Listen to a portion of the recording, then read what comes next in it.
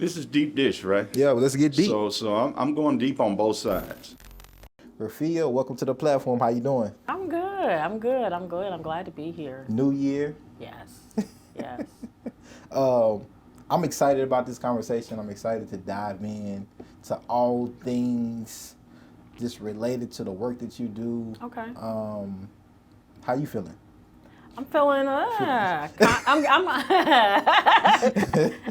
I'm excited. Okay. You excited? I'm excited. Like I was telling you before, like I think because of the work you do, Yeah. Your personal journey, your intimate relationship with the work, I just think it hit a little differently. Mm-hmm. You know, in the building, the community building Yeah. that you do because of that, hits a little differently. And I just think people just need to be aware of how that looks, what that looks like, and what that means. Mm-hmm. Okay. And I'm gonna jump straight into it. I think it's a good Okay. pivot point because let's get straight into gun violence. Okay. Right? Let's get straight into it. Most of the times, many of us see gun violence, especially now on social media. Like, you know, we see it. Many of us may be desensitized to it. You know, we see Yeah. it and we say, oh, okay, another person has been killed. Yeah. Whether it's by another community member Uh-huh. or if there's a police officer involved, Okay. drunk driver, whatever it may be, right? But we're gonna see the gun violence in this point, right? It's a Yeah. lot of harm that's being done Yeah. at that point. And both people are really victims in a Yeah. lot of ways, right? Yeah. But a lot of times we see that and we go on with our lives, and especially if we're not directly Yeah. impacted by it, right? Yeah. Definitely. But that's not the case for everybody. Yeah. And so I want you to take us through, if you will, Okay. kind of like what that looks like, but also what is that restorative justice work? What is Okay. that?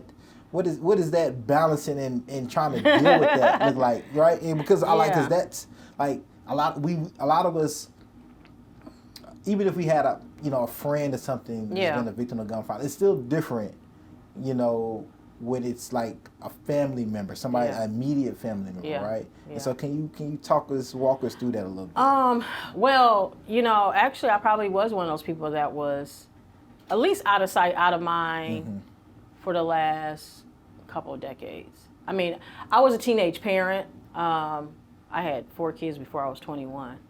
And so, I lived in, neighborhoods where violence was rampant. And so in my younger years, I had, knew close friends that had got killed and things like that. Not really I was a kid on the wrong side of the tracks. I came from the right side, and I was like, I was a preacher kid. My father, my father is a Muslim minister, so Okay. let me dab on that side. It's more fun over there. And so I wasn't a stranger to violence, but coming from the other side of seeing that if you instill in your children these particular things, then this should be the outcome. And so when I had the 4 kids so young, and me and their father didn't work out, I was like, okay, I can't be a teenage parent. Their dad had some issues, and I had my degree and on welfare. Oh no, this is not. No, it's been instilled in me that this is the recipe for a disaster. And so I got into the manufacturing field and worked my butt off. I moved from the manufacturing line to engineer within 5 years. Wow. I think I had 4 kids and had bought my house before I was 30 years old. Made the engineer before 28. Wow. And so in my mind, if I fixed all of the things I messed up on, then life would be perfect. Right? And then when my son got killed, it totally changed my perception. I think for years I was with my children and with I'm also the oldest of 5 kids, and then other people in my community. I always felt like if I led by example, or if I displayed this example, then everybody, like, our own ego, everybody I come in contact with, of course, will want to be like me. And then when Rodney was killed, and this wasn't a case of gang violence or a bad drug deal or in the wrong place at the wrong time. It was the perfect scenario, or the worst scenario, of what happens when you allow accessibility of guns to just everybody. This was right around the pandemic in 2020. This July, so some places were starting to open back up, but we still were pretty much told to, don't be around a lot of people, shut in. We had just did a lot of work on the house and in the backyard because we had nothing else to do, beautifying. And so my son Rodney had invited some friends over. I was back at work. He hadn't returned back yet. But I was back at work, and he had invited some friends over to enjoy the pool. He's like, it's 98 or 100-something degrees out. Come on over. Come on over. I got some floaties. In fact, they had videos of them in the floaties, like we hanging out on the floaties or whatever. And it wasn't a big pool party. It was a small gathering. But him and one of his guests got into an argument, and he was shot in my backyard. And I had just came back home right before the gathering when people were just getting there. And usually, even though Rodney was 29, me and Rodney, that was my roomie. The rest of my kids, he didn't have kids. He didn't have a spouse. He wasn't married. He wasn't in a deep committed relationship. So, and we have a big house. So I'm like, you take that half, I'll take this half, and whatever. And so this particular day I come home, and my first instinct was like, I don't feel like being bothered, And I was like, you know what, I'm going to take a nap, because I work 12-hour days on most days as global management. So most of my clients were overseas. So I started out at 4 a.m. And just go until take a little nap, and I might get back up. And I had been doing that for 20-plus years, so my body was used to it. And I woke up to the gunshots. And even though I had not heard gunshots in a long time, I knew what they were. And I came outside, and I saw Rodney and the young man, which at that time I thought they were fighting. And so I broke them up, like, what the F is going on? And Rodney dropped to the ground, and the young man, fled. Sorry to hear that. Yeah, thank you. My condolences. But after Rodney was transported to the hospital, they wouldn't allow. I was the only person there, so they wouldn't allow me to leave the crime scene. And I'm giving you all this context just to. I ain't gonna try to spend too long with it, but I think it's important. It is because this was the point where I feel like God started that walk. And they wouldn't let me leave. They moved me from the backyard where they were processing, but they couldn't get me off the ground. Like, I'm sitting on the ground. I could not get off the ground. And I'm holding dirt. I look back and I don't know if I realized it at the time, but I'm holding dirt, because when something like that happens, you don't even know what's going on. You're just in a trance. And I remember I kept looking at the dirt, and I kept looking at my home, my beautiful home, my privacy fenced-in backyard home nestled in suburbia. And I'm looking at dirt, because dirt represents prosperity. It represents land. It represents what you've accomplished, right? On your land. And I was like, what was it all for? Like, how did I go from living in the hood, selling drugs, even at a time in my life, all these things that could have resulted in death, that didn't, and we here, and my kids, my youngest at the time was 27. So all the kids, my biological children, were all on the other side of 25. So for Black mother, life, our biggest fear, this was right after George Floyd, was of them being killed by the police. I was never in my mind would I have thought that he would have been killed in this type of situation. In your backyard at a pool party. And I think that all of those things that scenario needed to happen for me, because it allowed me to be able to look at this as not an other. Okay. If that makes sense. Yeah, that makes sense.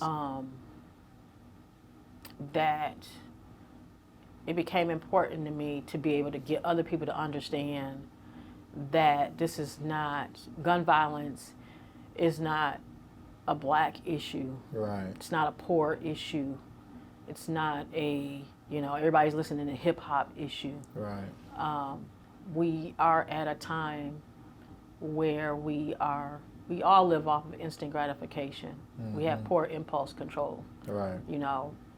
Even the best of us sometimes be like, damn, I wish I hadn't did that. I wish I hadn't said that. Right. And when you couple that with an access to a weapon, that there's no time, individuals who are, and I'm not anti-gun. Mm-hmm. I'm just anti-easy access to weapons, and that people need to be responsible. Right. The likelihood in this world of people being responsible is not going to happen though right now. Yeah. So, what was before this had occurred? Did you even think about like gun laws and? I did. I was always anti-gun in my house. In fact, me and my husband, we got married.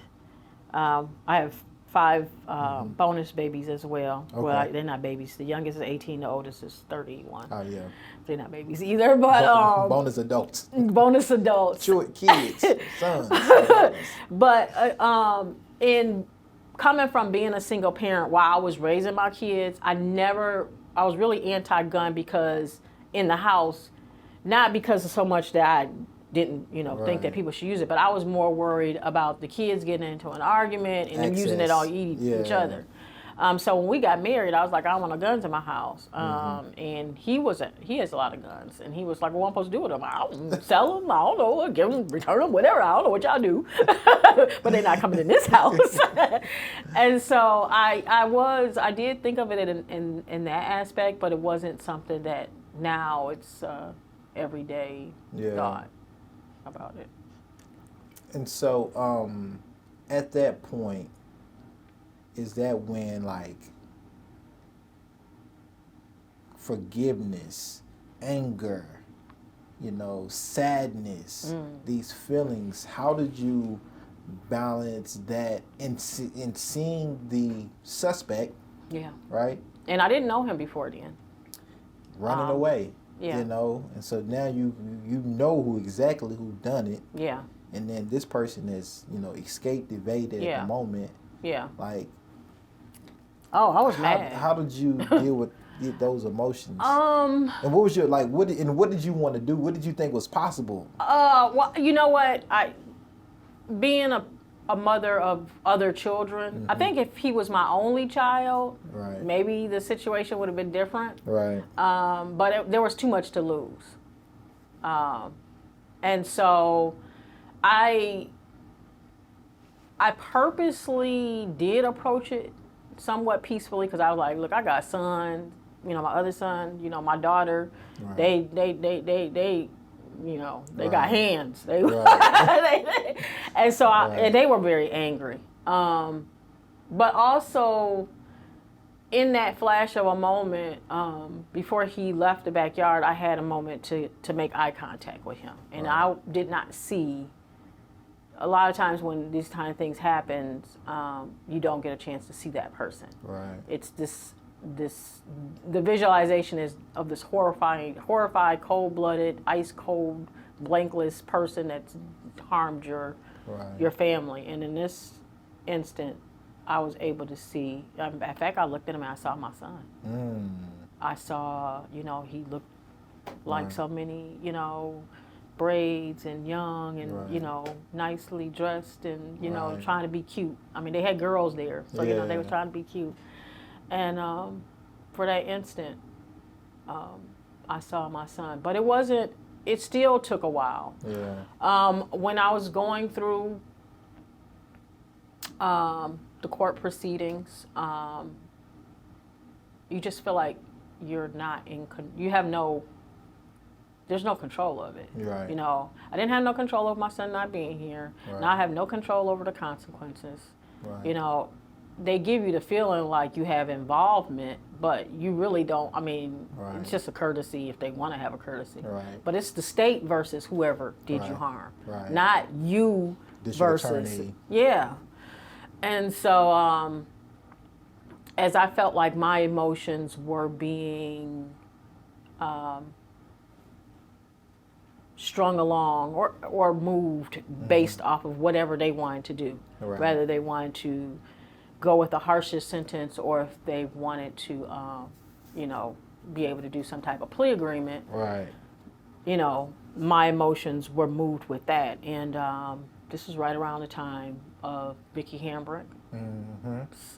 the officer being sentenced in Right. there. With Daniel Hambrick. In Yep. fact, I was with her the day the police officer was sentenced was the same day that we had our last meeting with the prosecutors before we were getting ready to go to sentencing.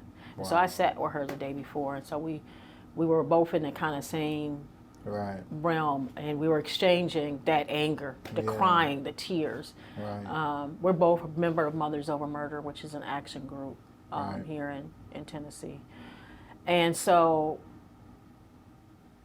I saw what she was going through that had been, televised, Right. and just that anger. I was like, the pain Yeah. is what stood out for the most to me was the pain. I was like, I don't want to be in that space. Yeah. And then I also thought about the fact that what if it was my son that was on the other side of the gun? Right. What would I want to happen? When we talked about restorative justice. That's the slippery slope. Yeah. I think. I think just with human beings naturally. Yeah. And I think being in this country, I think we have some type of, fascination with harm and punishment in general. So it's like, somebody do something bad to me, I want them to suffer as well. Like I think that's just we indoctrinated. It's indoctrinated in us. Yeah. So restorative justice. If it can be accomplished, Right. of course, the person that has done you harm has to be redeemable. They have to have some type of remorse, Right. And the victim has to want it. Right. But I requested a restorative type of sentencing with his Wow. case, and the reason why, at that point, it wasn't because I was at forgiveness, Right. but it was bigger than my son, and it was Okay. bigger than the person that had killed him. I thought about who that prisoner would be inside, Right. and he still is going to have access to other people who are getting out. Right. He's still going to have access to his own family. Right. And what do we want that to look like? And Wow. I wanted that person to be a healed, healthy person so that when he interacted with other people, he had some type of an impact in preventing them from committing harm. What was others around you saying when you was like, I want this restorative justice approach? What was, because I'm pretty sure there was a lot of people in your ear. I'm pretty sure other people that People loved still your think I'm son crazy. wanted other things to happen to the offender, right? Yeah. My own family, a lot of them took a long time. It was hard for them pill to swallow. I think it was an easier pill eventually, Right. because I'm mom. Yeah. Nobody lost more Than you. than I did. Yep. And so I think that was easier for them to eventually come to terms with. Yeah. But initially, a lot of people thought I was crazy. In fact, I still don't find a lot of mothers or in this space that people, it might get presented to them, but for me, it just came on. Right. It was like God gave me the vision while I was sitting in the prosecutor's office. Right. And outside of that, then it was just God's work. What was that sentencing? So his is in 6 years. He never did anything before. Okay. this 6 years, and that's including his probation time. While he's incarcerated, he will work with Nashville Peacemakers, and then once he's released, he'll work with the Mothers Over Murder until we graduate him, to be able to do work with the mentoring group through Nashville Peacemakers of Straight Talk. Wow.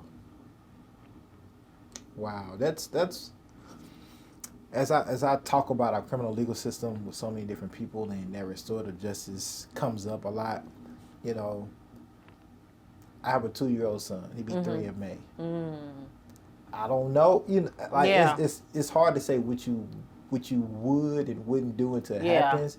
Even though I know consciously, well, like prison has not worked, right? Yeah, it's not preventing other violence from happening, right? So even with me knowing that, and then think, okay, what are alternatives? What are things that could possibly, make those who get engaged healthier, better community members? But how does that make victims whole? You know, what like, and so I know restorative justice is something that we need to continue to try. We need to advocate for, because we just need to try something different, because we don't know if something works or not unless we try. Yeah. But then it's like the parent, the human being, just like, I don't know if I could. Well, so me, I agree with one, but then like the human in me in turn, like I like, it's easy for me to say now, but like when it actually happens to you, would I make that decision? Oh, I think that you have. God. It gotta be a higher power. It's a higher power. I don't think that's something that you can just come to by yourself. I mean, I will say, I did 20 plus years in quality manufacturing. So my whole life was based off doing root cause analysis and problem solving. Mm-hmm. So for me, my brain is always trained to go straight to root and straight to prevention versus reaction, because that don't fix future problems. Right. And, I have always been a person that, wanted more for my community and the people that are around me. And in this aspect, I mean, I'm able to use my voice, like you said, that's uniquely. And I think that it's different. Yeah. And it allows people to see the other side of it and maybe want to do something different when it comes to fighting this problem. Now, as you're going through this process, what are you learning about the criminal legal system? Some people say criminal justice, some people say criminal punishment system. Whatever floats your boat. But what are you learning about this system? Yeah, I mean, as an African American, we always have looked at it as being not for us, right? But this really gave me a bird's eye view of this ain't for us. And interestingly enough, that a lot of people who, even in our community, that once they get harmed, they now, before what threw me off was like, I would see people inside of the same circle that on one hand will be saying, long live whoever got killed, and in the next hand talking about free the person that killed it. And I'm like, how can you do both? But we're so impacted on both sides. Yeah. And but it's interesting that that's only usually the young people.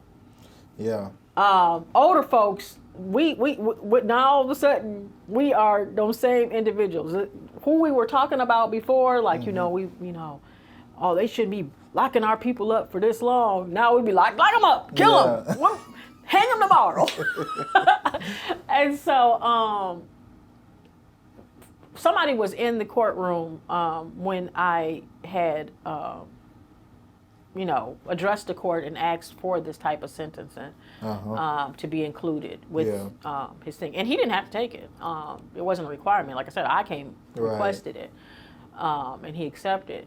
But that kind of got me into, this work of criminal justice reform, that we, there's individuals in here, and most of the individuals that I've come in contact with that are in these justice streets that have done time, you know, for murders, things as bad as murders. Right. They're not that same individual. Yeah. You know, it has a way of when you, I mean, I can't speak because I haven't taken a life, but I can imagine that when you are remorseful about taking something so precious, Right. that you want to do anything and everything you can to put it back. Yeah. What does that word justice mean to you? Well, I would say this, in my opinion, justice, accountability. Okay. And for somebody to take, you can't punish accountability. Yeah. Think about your child. Yeah. Not right now because he's 2. Right. But, you know, when he's a little bit more into the decision making of being willful disobedient. Right. He gets in trouble at school, and you know, you explain to him, you know, why he's in trouble, or you take stuff whatever away from him, and you know, and this is why, and he's like, oh, okay, I ain't got no choice but to do this punishment, Right. but I don't agree. Right. I ain't do nothing. There's no accountability. There was no accountability. So what did you achieve by it? Because now he's going to repeat said behavior. He's just going to get better at repeating the behavior. Now I just got to make sure I don't get caught because I don't feel like what I did was actually a bad thing. Right. So if you don't have accountability, then you can't have justice. So in knowing that, because people don't tend to think that anybody's going to take account or responsibility. Right. In our minds, you need to go do the most harshest thing possible. Right. Because I can't make you be accountable. Right. Accountability has to be given with your body. Right. But yeah, That's deep. yeah, they think that Yeah. I can't. There's nothing I can do to make you take account. Right. In the inside, in their mind, because they don't know you on the inside, so Right. they want your 25 life. years. There you Yeah, go. I want is the harshest thing that I could possibly Right. give you for what you've taken from me. Right.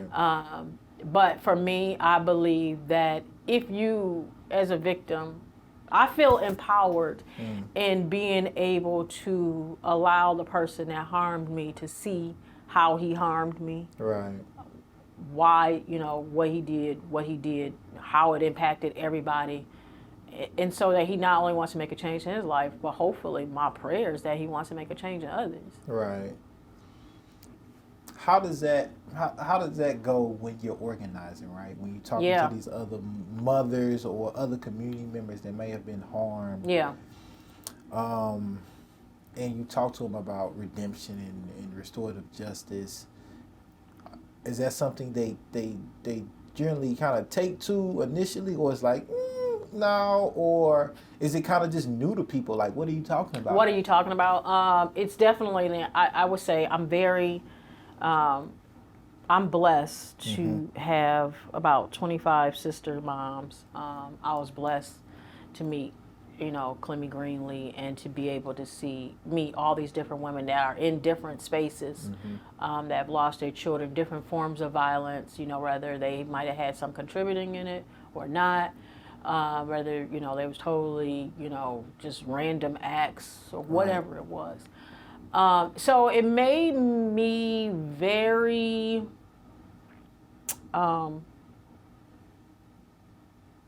those souls, those people, they mean a lot to me. Yeah. They're very precious to me. Life has become very precious to me, and what people that have been traumatized have become precious to me. So I'm very protective over that. I say often that the space that I've come to, this works for me. Right. But I'm not here to tell anybody else Right. what they should do as a victim. Yeah. They have to come to that space in their own healing. Right. I can say this, look at it this way. When you want the worst thing to happen to somebody, you have to stay in that space of anger until said thing is completed. Right. And then if it's so harsh, such as with the death penalty, Right. this person is executed. Now I have to stay in this anger space because I need to feel justified in Right. wanting this person dead. Right. See, a lot of people think that once that person is killed, then they're going to be in a place of peace. Right. But you wanted to kill somebody. You wanted Right. them dead. And then when a lot of times when you find out all these different contributing factors, Underlining contributing yeah, factors. Yeah. you know, whether it's where they grew up with or, you know, their own Social, abuse. economic. Yeah, all background, those their things. Own trauma. Yep. Exactly. And then you start to see the human side of this person. Then you be like, wait a Right. minute, what have I done? Right. You brought up the death penalty again, like this thing that we're indoctrinated, conditioning around. I think as Americans in this country is that punishment and harm, and the death penalty is something that's still legal here in Tennessee. Yes. But you know, you work for an organization, the Tennesseans for Alternatives to the Death Penalty. Want to abolish that death penalty here in Tennessee. Why? Why is that so important? Why? And I'm playing devil's advocate, right? Why should we abolish the death penalty, especially if it's for those who have taken life? That's what many people will ask. Yeah. I'm pretty sure there's still many advocates or supporters of the death penalty that are in our country. You know, politicians, community members, all the above. That's why we still have it in our state, in others, right? Why should we abolish it? Why is that? I always say this: how can you, as a state or as a community, say that murder is bad and then have state mandated murder? How can you preach the value of life and then take life? Right. I'm a religious person. Okay. And what I find very ironic that Tennessee, being one of the biggest, you know, proponents of the death penalty, Shelby County, where 50% of our death row cases come out of. Wow. 50% of the death row cases are African Americans, even though we only make 17% up for the state. And those half of those are all came out of Shelby County. Right. Which that's Memphis. Yeah. I wonder if Memphis our blackest city? One of them, and it's one of the 25 counties where most lynchings occurred. So if you were to look at a map of where those areas are that most of those lynchings occur, and overlay that where all the execution, those states still having the death penalty, it's almost the exact. I mean, it's identical. Wow. And so you have this racial disparity.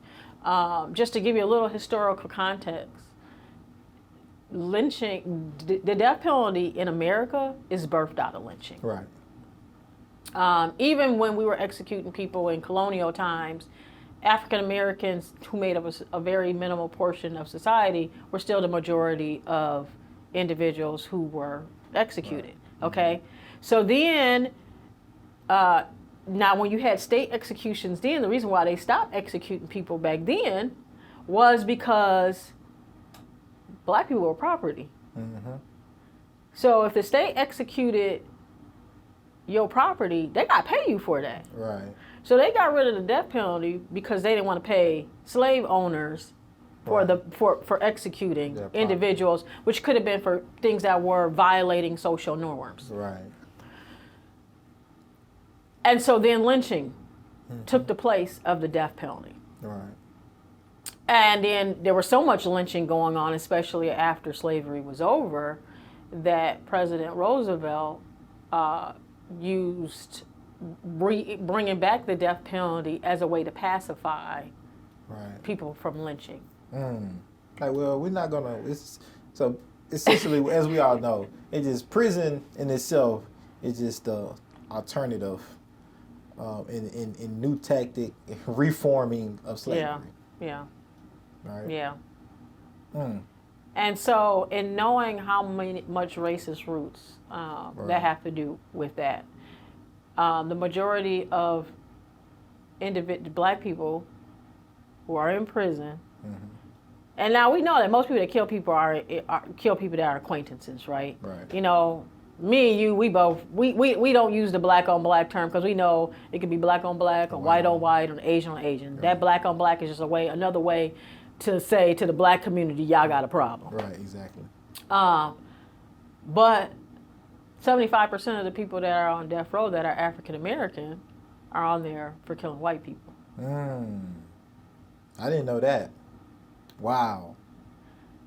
So again, you are reinforcing this notion that life is more valuable. Right. That killing this person is so heinous that you deserve death. Yeah. And and I think like that has been conditioned into our whole society as systems and individuals, right? We know whether it's been kitchen table conversations with your peers, with your family, but like we all had those conversations as black people specifically. Like, we can do this to each other, and not even worry about the repercussions. Yeah. But we won't even think about committing those same heinous acts or harm to our white counterparts, our oppressors. Yeah. Essentially, right? Of our whole group, right? Since our arrival here, and I think that's just the indoctrination of white supremacy within us, anti-blackness within us, black hate within us. That we gotta deal with, we gotta figure out. But to even go to another layer, I know you brought up like music a little bit earlier, how music, hip hop is not the cause of why people are doing this or doing that. These things existed before quote unquote hip hop came into the picture. But when you talk about a music genre that promotes and allows companies push it, hey, whoever can talk about killing a black person or each other, the best in a sense. Now I'm not saying it's not a contributor. What I'm saying is that don't look at it just those being the cause. Exactly. And so, and I tell people all the time, like and I'm from the South. I love trap, gangster music, but like let's call a spade. Like current hip hop music at this particular moment that is commercialized at display is anti-black music. Yeah. Right. It doesn't like this. There's no balance because in my era. I'm the era of the Run DMCs and Queen Latifah's and Tribe Called Quest and all that. Fight the power. Public Enemy. We had some balance. Ain't no balance now. We just all kill. Well, do some drugs, kill. Well, this is the thing though, because of streaming. Like I think you can find all of the music that you want to. You can curate your own listening. This is true. It's but not I think publicized. What's pushed and what's commercialized the most is the harmful, the violence, the things that perpetuate harm. That is what's sold and marketed the most. Yeah. And that has to, and you have to, I think you have to question what social responsibility do those businesses, those labels and stuff have, because it's okay, but we know, we've seen it play out. If we talk about other groups of community in the same way, it don't last too long. It doesn't go too far. We talk about killing white folks, or we talk about doing harm to the gay community or to Jews. It's a different type of consequences of backlash, which goes into that value thing. Our lives are not, and our bodies are not valued the same as others. Yeah. And that's just it is. That's just what it is. And you also have the situation where, poor people are most likely the ones that are, getting these life. Your race, where you live at, being in particular in Tennessee and Shelby County, and how much money you got is dictating whether you live or die by the hands of the state. Right. And that's not acceptable. At all. How do we change that? How do we? What is that? What is that call to action? And maybe there's on different levels that people can do something about that, or is this what it is? No, ain't nothing what it is. Anything you want to do to make a difference, if you have the want and desire to do it, then a change can eventually come. Right. we're not too far from Atlanta. Right. Nashville, the population of Nashville, the racial makeup of Nashville, the quantity of people of Nashville, we're not that far off from Atlanta. So I think about my sister Stacey Abrams and just the things that she did with getting the boots on the ground. Yeah. I think one of the things that you have to use your voice. Right. In particular, there's laws that can be changed. Yep. I work for Tennesseans for Alternatives to the Death Penalty. Right. So we deal with legislation. We deal with lobbying. We're talking to legislators. Right. We're having those conversations. But on anything that you are passionate about, I think that if we can come together and educating is a lot of part of it. And empower them. Because before I started doing this work, I mean, even though I knew I wanted to get into criminal justice reform, I picked alternatives to death penalty because that's the harshest sentence that you could possibly even imagine. That's the worst thing that can happen to a person, is to be executed.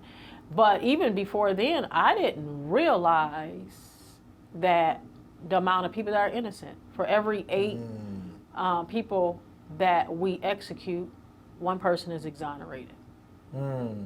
Since since the 1970s, we have exonerated over 190 people.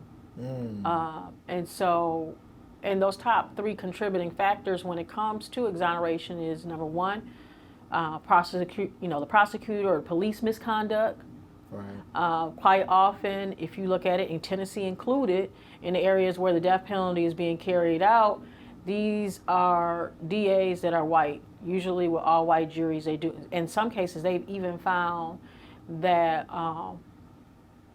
the prosecutors purposely made sure there's no black people on the jury. That's misconduct. Yeah. Falsifying testimony, or just in any case, just like with any other type of no matter what the sentence is, people make mistaken identities. Right. So when you have all those contributing factors, intellectual disabilities, we've just now in Tennessee in 2021 got a law on the books that you can't execute a person that's intellectually disabled. And we were just in 2022 able to get Purvis Payne not off of death row. He's still physically on death row, but he's no longer. He's had his sentence commuted. Right. So he's no longer being executed. Now we're just waiting for him to physically be removed. But how do you think it makes a juror feel after they voted to execute somebody and they find out all this information wasn't presented to them? How does that sit with them? Or even, like I said, again, even with victims, when we're going through, as you know, with the death penalty, it costs extensively more, at least $2 million more than it costs for a regular case. Wow. Because most people who are facing the death penalty can't afford their own attorney. Exactly. So the state's paying for it. You're providing them, at least most likely it's more than one attorney. They usually have a team or at least 2. And then you have all these expert testimonies, so the state knows that their system is, I hate to use the word broken, but we're going to use broken. But broken to me implies that once upon a time it was okay. It was never okay. But we're going to use broken in this case. So they know that there's so many problems with the system. They know these issues. And so, they get expert testimony. We're spending more money. We're making sure they have halfway decent counsel because we don't want to come back to bite us. But even then, you have years and years and years of legislation. Did you know that it takes for a person of color to find out is innocent is an average of 25 years to determine their innocence? Wow. So when people come back and they say, well, we wouldn't have to spend all this money if you just execute them the next day. You can't find out somebody's innocent when they're dead. Right, exactly. And because they're not fighting for their innocence no more. And then that's 25 years if they want to fight and if they not being just beat down by, the penal system and whatever else that happens when you're engaged in there, right? Wow. So, you know, when I got behind the curtain and seeing all of those things that, you know, I was like, man, you know, I want to make sure that I'm educating my brothers and sisters because it doesn't deter crime. Yeah. And that was my whole reason of getting into criminal justice reform is because it does not deter crime. Right. We have got to focus our resources on actual prevention. What does that prevention look like? How do we get ahead of that and providing resources that prevent people from having to go to court, get sentenced, and go to prison, and then maybe, you know, come back home and then still have barriers because they have that felony. Yeah. Right. Well, let's go back to when we talk about prevention. Let's look at it before we even get to the point of committing a crime. Right. Okay. So, because we're still in this condition, you know, one of my other issues around in this, when I'm hearing legislators and lawmakers, when they are passing laws related to reducing crime, it's always sentence related. Right. It's always sentence related. It's never, what can I do inside of, what are you doing with the foster care system? Right. What are you doing for DCS to make sure these babies ain't sleeping in hallways?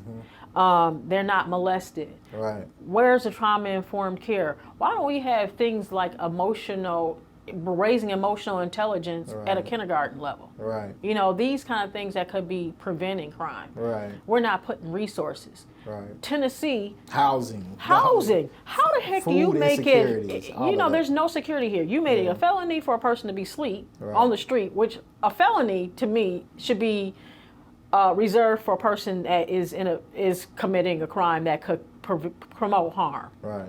What harm do you promote while you sleep? You might trip me up as I'm walking down. I might trip over you and fall. But Who you knows? made it a felony to be sleep on the street, but you don't have provide affordable housing or even transportation for people to get to. We have the worst public transportation. Right. Yeah. You know, so you set up all these situations of what you call it is stacked against people. Right. And we're not pouring money in it. Trauma-informed care. You know, even when, like for instance, victims. If you look at the victims' compensation, if I lost my child to violence, I have the right to apply for funding, right? Okay. To maybe help with burial and some counseling costs. But counseling costs is reserved to immediate family members. Okay, what does immediate family members look like in a traditional black household? Everybody ain't just living with mommy and daddy and the kids. Right. Some of us are living with grandparents and cousins and aunts and uncles. Right. All those people are impacted. Right. When somebody harm people. Right. And so when you are in a situation where, like you said, when you become desensitized or when murder is surrounding It's the norm. It's the like, norm, okay. it's also puts your young people in a situation where, you know, that becomes the resource of what to do when you're angry. Right. You know, and I'm really I'm just starting my research on community-based violence programs like they have in New Jersey, Newark. I think it's one of them. And I'm really you know, I'm starting to I'm seeing that collective coming together with the village here and you know, different organizations. And that's also my goal, is that, you know, I'm trying to make as many connections as possible out here so that collectively, you know, we can make a difference. You know, we're already into the new year, and I think, 4 people have already been killed in the Nashville area. I think it was just somebody last night by police that I seen, that the community oversight board had Oh, wow. posted about. Yeah. I think that was the first police fatal shooting of the year. I think it was like yesterday. So what's today? The 6th? So 5 days, 6 days in. Yeah, we have to do something on the prevention side. Yeah. Because on the other side, on the sentencing side, you have a person that most individuals, unfortunately, you don't think about consequences before you kill somebody. Right. You don't think about, okay, if I pull this trigger, I can get the death penalty. Consequences is not what goes through the person's hand. And the person that we could potentially be executing is normally not the person that committed the crime. I'm not saying that as far as they're innocent. I'm saying is that, are you the same person you were 5 years ago? No. 10 years ago? As you mature and evolve and get older, we become, totally different individuals. There's choices and decisions that I made 20, 25 years ago that I was like, who the hell? Why? That I would never even imagine, So we had, we're executing individuals 25 years, 30 years down the line. It's not the same person. This 70-year-old man is not the same person that committed the crime when he was 30. I want to get into this empowering kind of thing, like empowering of like surviving families of murder, right? And I know you're working with the Mothers Over Murder. What does that empowering look like, right? Of families who are, survivors of victims of murder. When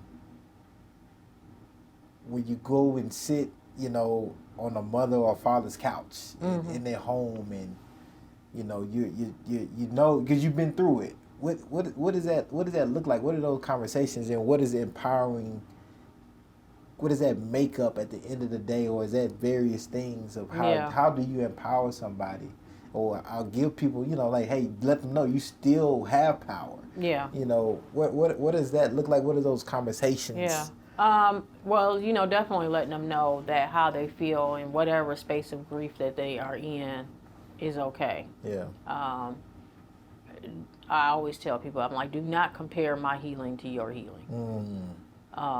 Because it ain't going to look the same. What you started with might not even been the same. That relationship you had with that loved one may be totally different. Whether it's a close relationship or maybe y'all were dysfunctional, and then you got to deal with the guilt on that. But the main thing is that for me, talking about it, using your voice is one of the best ways with the healing. Empowering, finding your purpose through your pain, channeling that I wouldn't say so much the anger. Of course we have anger. I'm still mad. Shit. Excuse my French. But challenging the fact that this was not acceptable. I was like, there's a point when you're going through losing your child through the hands of somebody else. The normal stages of grief do not apply. Okay, because one of those steps is acceptance, right? How do you accept what's unacceptable? You don't. skip that one. Mark that out. So, and that's one of the things I used to always say. I'm like, how do I accept what's unacceptable? I can't accept what's unacceptable. And since I can't accept what's unacceptable, what am I going to do to change it? And I think that is one of the things that I enjoy, with my grief support group. We are in each other's homes and on the phone with each other all the time, and picking each other back up from it. But just now, like I said, finding that purpose, whether it's out here fighting in these streets, bringing awareness to the situation, going to, your city council meetings or whatever, using your voice is the best way, especially in feeling empowered, to me. How can those of us in community that may not have been a victim of someone or experienced anybody close to us has been killed or harmed, or this might gun violence, or just by somebody, just they was innocent, somebody said, I'm going to take your life. How do we support and be allies to those surviving victims of murder, and do it in a way of integrity, and doing it in a way that that I'm not, trying to get all up in your business or, or trying to fix them. Or trying to fix it. What are the best approaches? Humans always want to fix people. They do. I mean, you see somebody that's going through something, your automatic impulses are like, let me help them up. Let me get them up. Let me say something that's going to be so, profound that's going to get them to bullshit. Right. Okay? It does not work like that. But in integrity, it's just, walking beside, putting that, saying, hey, I'm willing, I'm empathetic. Maybe haven't been through this situation. Yeah. The one thing that used to always get on my nerves, people always say, oh my God, that's unimaginable. You think, and it's unimaginable to me too. Yeah. I still don't imagine it. I mean, who does? I don't even think God allows us to. But, to willfully put yourself in position to say, hey, this is important. What do you need from me? Whether we're saying, hey, I need somebody to be in the courtroom. Right. Nobody was hardly in the courtroom with me when I was dealing with this situation.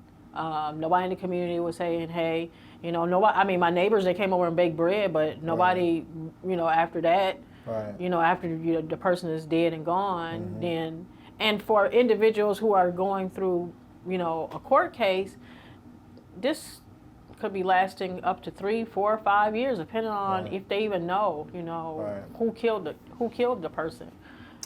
I gotta ask you about this very cultural trend that we have, and that's no snitching, no telling, no title telling. That has been echoed for many, many years. A lot of it through music, a lot of it just through people saying, hey, if something happened in the streets, keep it in the streets, don't tell. What is the phrase? Snitches get stitches, type of things. What is your thought process on no snitching? Yeah, what is your thoughts on that? Okay, my thought, this is my hood mentality. Right, yeah. And I'm going to take it to the hood. When I'm thinking about no snitching, that meant me and you went into the bank together. We robbed this joint together. Right. I got caught. Right. No snitches is I'm not telling that you was with me. Right.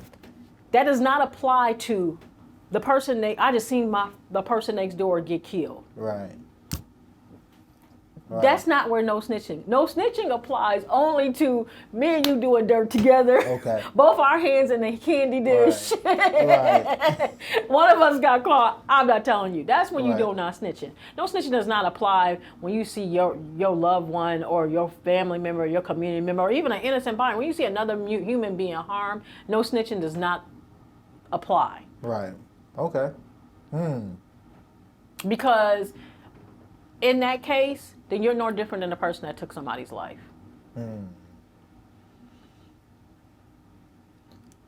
I wonder how many murders would be solved if people took that approach. Yeah. Because I think most people know or have seen, and because they're in that life of streetness, they just say, ain't got nothing to do with me. Yeah. I didn't do it, but I seen it, but I'm not getting involved because I ain't no snitch. Yeah. And then they turn around and be smiling in the person's face that been harmed. Yeah. Knowing they know who did whatever they did. Yeah, it's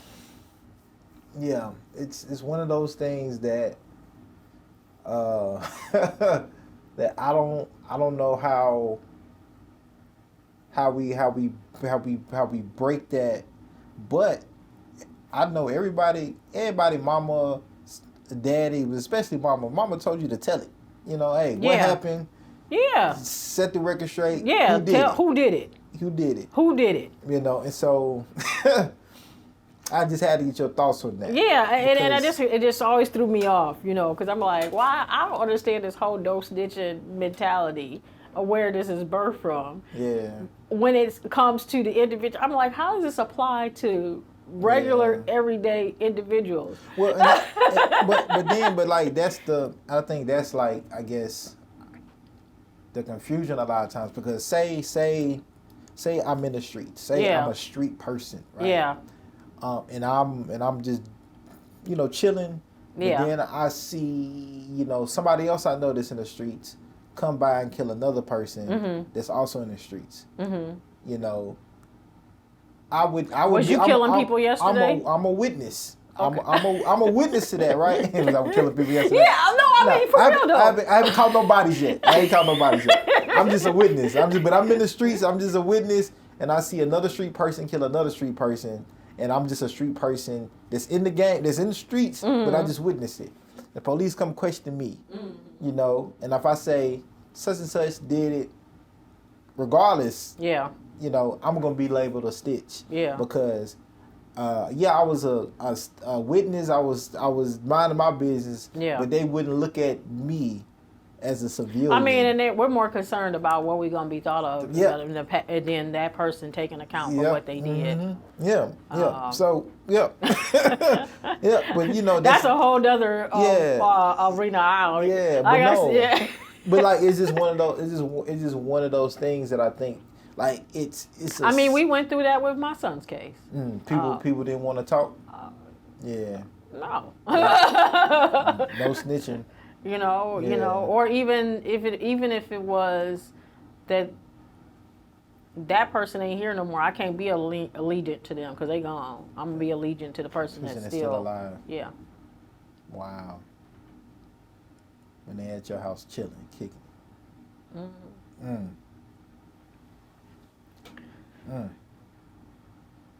That's deep. Yeah, that's what I said. We got a whole lot of unpacking to do. Yeah. When we're talking about, we got a lot of unpacking to do in our communities that really, I mean. Right.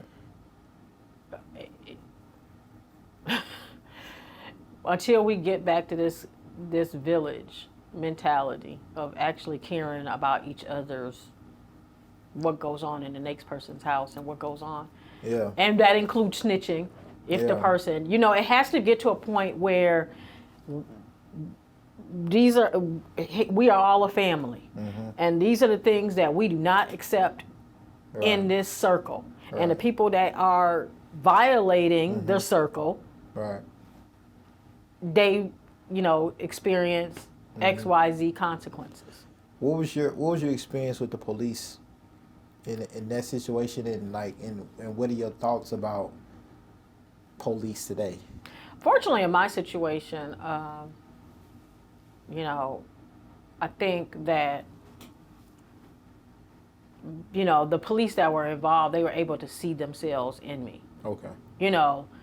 They were able to come to this house and they'd be like, dang, that could have happened in my house. Right. So there was a lot of compassion, a follow-up, and, in fact, I still talk to the detectives that were involved to this day.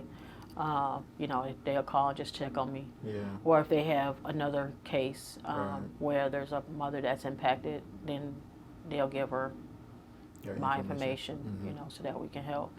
Yeah. But I don't even want to talk about the police today. We're not going to get into that list. Part 2 coming back. We're going to talk about police on the next one. We can't give it all to y'all on the first one. Coming back on the police. But the reason I brought that up is because I think you talked about, you illuminated on a little bit of like how just our historical context with the criminal legal system. Yeah. And how we just don't trust it. Yeah. And the police is involved in that. Yeah. Right. And we don't trust the police. And therefore, I think that's where you get that. No, I'm not talking to police because I'm just not want to deal with that. Yeah. And so I think a lot of it does have to do with trust. A lot of it has to do with trust. Yeah. And just what we've seen directly or indirectly has created this whole big cycle that, it probably does more harm than good. Yeah. At this particular point. Because we're just adding to the destruction. Yeah. But it takes responsibility on both sides. It takes responsibility on the police side to be able to instill that trust. To get your community to a point where you're not feeling like, you just the overseers to keep everybody in the cage. Right. When you get to a point where you're actually feeling like the part about protecting and serving, Yeah. that is actually happening. And it also takes for the community to, just like all black men don't want to be looked at as being the person that's going to steal your purse while they is in the elevator. Right. It's not fair to give that same generalization to every single officer you come in Right. contact with either. Yeah. And I think I know some community, organizers and advocacies won't even deal with the police. Yeah. Which I think, until they are I don't gone, think, how can you? Yeah, not. But Yeah. that's just. But until they gone and not Yeah. doing what they're doing, I feel like it only makes sense to have some type of communal relationship with them and then communicating how you want your community to be policed. Because again, they tax dollars. Yeah. And so if I'm paying you, I need to talk to you about kind of like what you're doing and not doing. Yeah. And hold some type of accountability to that and with that. Yeah. I want to get before we get out of here, I want to get more to your work and like what is that looking like today? How can people get involved? Okay. And support their work. And if somebody needs your services or need to talk to you, just paint that picture for us. Okay.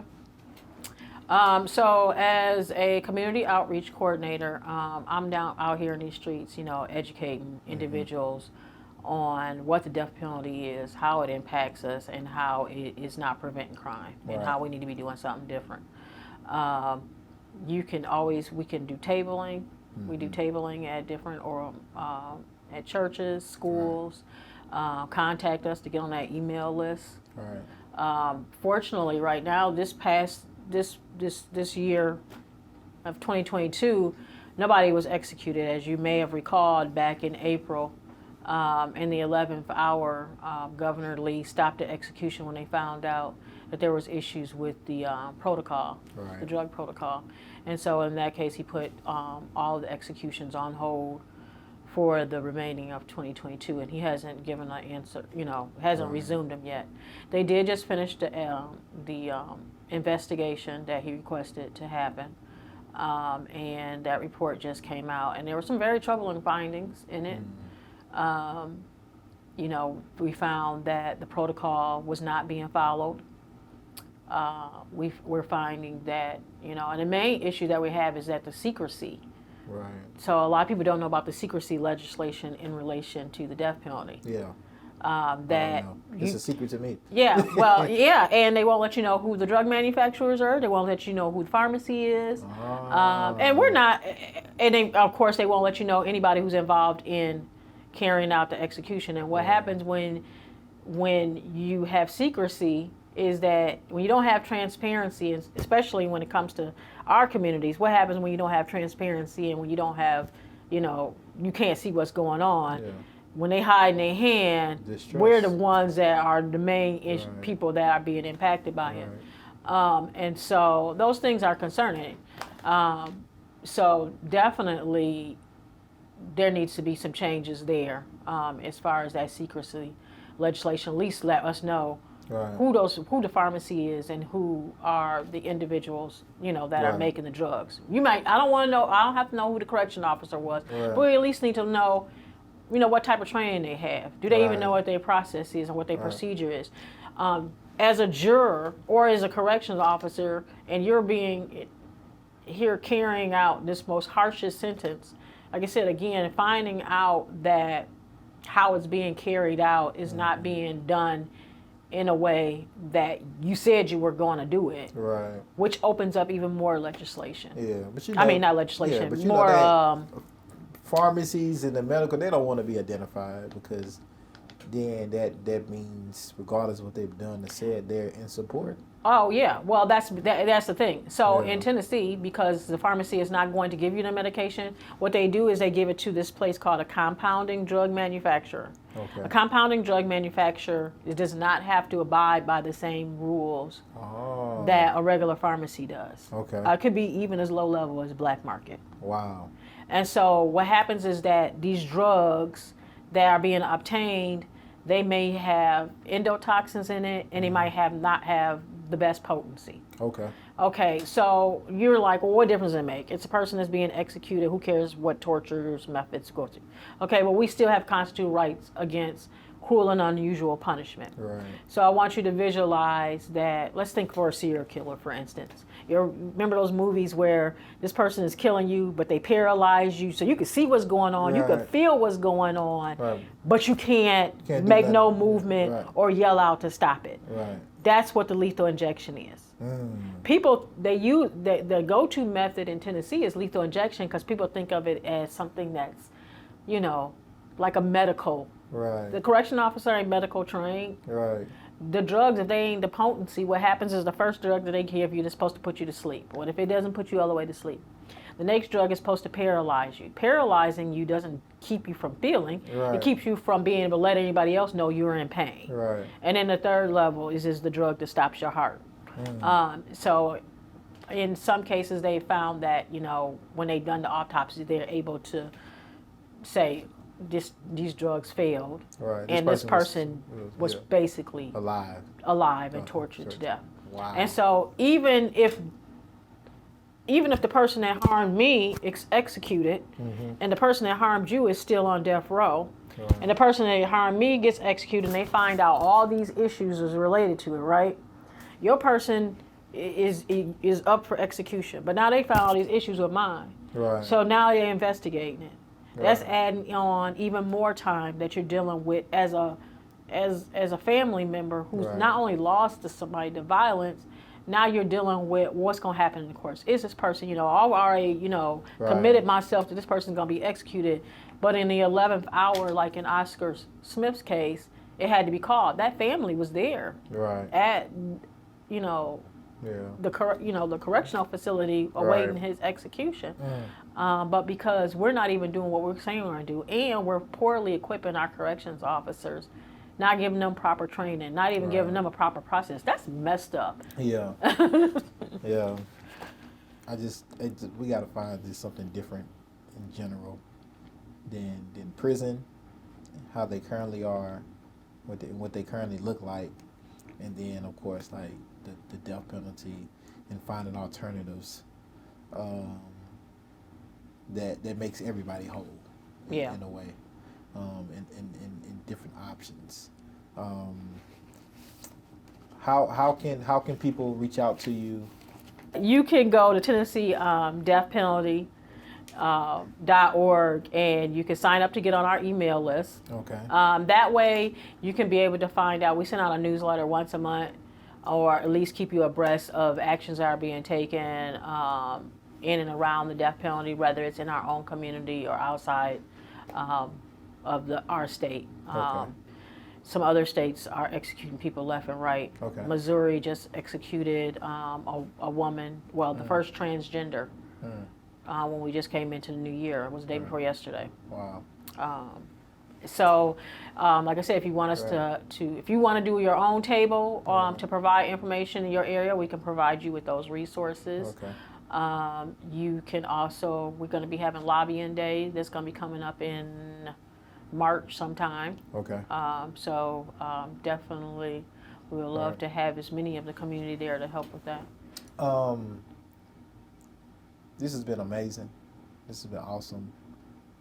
This has been gems. You've been dropping some gems. This is the thing. Use words. This is the thing. Use words. People really gonna appreciate this. I want to give you the last word. Anything you want to leave with community, with people, the viewers, the listeners. Take us home. Community. Cultivating. When you envision what you want to see inside your own house, it has to take place inside the whole community for that to happen. Okay. And so, like I said, as a mother, if you can save the mother, then you can save the community. But at the same time, if you harm the mother, destroy the mother, you can destroy the whole community. So I would say us as people who have lost the most, not just mothers, but people who have been impacted by violence and by murder, who have given up that biggest sacrifice, those of us that are able and are willing, we are, one of the biggest helps with change. Rafiah, I appreciate it. Thank you. I hope you enjoyed this. I enjoyed it. Thank you. This was refreshing. It was calm. It was easy, even though the topics wasn't. So thank you. Keep doing what you're doing. Keep building. Keep empowering. Keep fighting. And keep just putting out good energy. And can't wait to have you back. Part Okay, 2. well, thank you. I appreciate it. And, so you'll be updating us, and then we can dive deep into police. Well, in that case, I'll be coming in my own. I'm not representing nobody but Rafiah today. Right. Exactly. Well, Rafiah, appreciate it. Until next time. Okay. Thank you very much for having me.